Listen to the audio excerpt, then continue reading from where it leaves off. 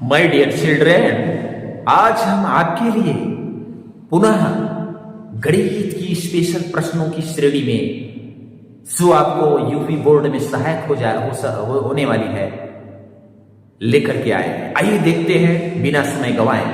प्रश्न क्या है? बिंदु ए -2 और 2 और बी 2 8 को जोड़ने वाले रेखाखंड AB को 4 बराबर भागों में विभाजित करने वाले बिंदुओं के निर्देशांक ज्ञात कीजिए। AB रेखाखंड क्या है? AB, तो रेखा AB हमने खींच लिया। अब AB को 4 बराबर भागों में बांटना है, तो आपको पता है सबसे पहले AB को 2 भागों में बांटेगा कौन? C, और फिर AC हो गया। अब AC को 2 भागों में बांटो किससे? D, और फिर इधर BC को 2 भागों में बांटेगा कौन? E। इस तरीके से ये AD, DC, CE और EB ये 4 बराबर भाग आपके प्राप्त हो जाते हैं, होते हैं ना।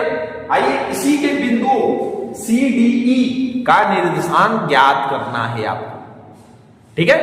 अब यहां पे दिखा दीजिए, चूंकि AD बराबर CD बराबर या DC बराबर EC, CE बराबर EB, मतलब चारों आपस में भुजाएं बराबर हो गई।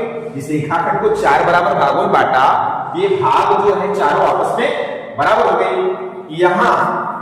यहां देखना क्या है? अब इनके प्रत्येक भागों के बिंदुओं के निर्देशांक CEDE के निर्देशांक बताते हैं। क्या यहां दिखाइए, यहां C यानी CAB का मध्य बिंदु है कि नहीं?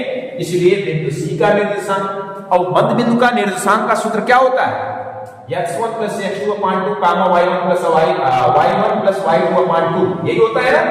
अब जिसका भी मध्य बिंदु ज्ञात करना होता है, उसी के बिंदुओं को लेकर के हम x1 y1 x2 y2 दिखा करके इस पे वैल्यू रख देते हैं। तो आइए x1 -2 x2 2 यहां पे बटा 2 करके फिर y1 2 और y2 8/2 कर दिए। इसको हल करेंगे, फिर -2 + 2 -+- 0 हो गया, 2 में से 2 गया खत्म, बटा 2 काम लगाया, 8 2 10/2, 10/2 हो गया। इसको कैंसिल किया, 0 में 2 से भाग करेंगे 0 हो जाएगी, और 10 में 2 से भाग करेंगे 5 हो जाएगी। इस तरीके से पहला बिंदु यानी C05 प्राप्त होती है, देख सकते हैं, है कि नहीं। आइए इसी तरह बिंदु E एक बार याद कर लेते हैं, A और C के मध्य में दिखाकर, और इसी तरह E को बता देते हैं B और C के मध्य में। तो चलिए इसी प्रकार यहां लिख दीजिए, इसी